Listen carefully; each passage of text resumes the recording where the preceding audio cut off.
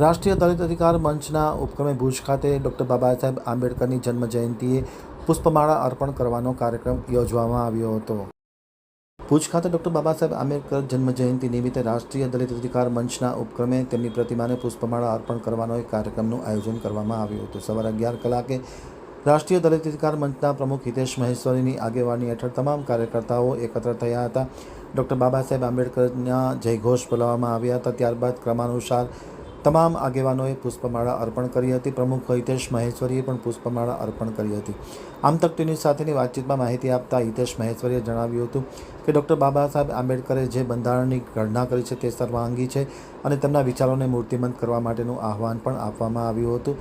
સૌ કાર્યકર્તા અને આગેવાનોએ પુષ્પમાળા અર્પણ કરી હતી। હવે જોઈએ આમતક ટીવી સાથેની વિશેષ મુલાકાતમાં રાષ્ટ્રીય દલિત અધિકાર મંચના પ્રમુખ હિતેશ મહેશ્વરીની મુલાકાત।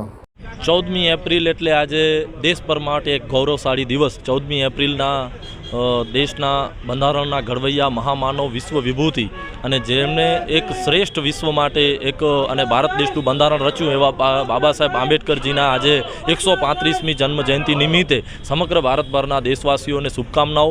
સાથે સાથે આજે આપણે બાબા સાહેબ આંબેડકર માટે જેટલું ગૌરવ લઈએ, કારણ કે આજે આપણે જે પણ કાયદા કાનૂન અને જે મહિલાઓ માટે શોષિત પીડિત વંચિતો માટે જે હક અધિકારોની જે લડત લડી અને એમના માટે જે હકો અપાવ્યા છે એ બાબા સાહેબની આજે દુઆ છે। એટલે આજે બાબા સાહેબ આંબેડકરની ભારતભરમાં જ્યારે ઉજવણી થઈ રહી હોય એના જન્મ જયંતિ નિમિત્તે ત્યારે ભુજ મધ્યે પણ ફૂલહાર કરી અને વિવિધ કાર્યક્રમોથી ચોક્કસપણે એની ઉજવણી કરવામાં આવશે।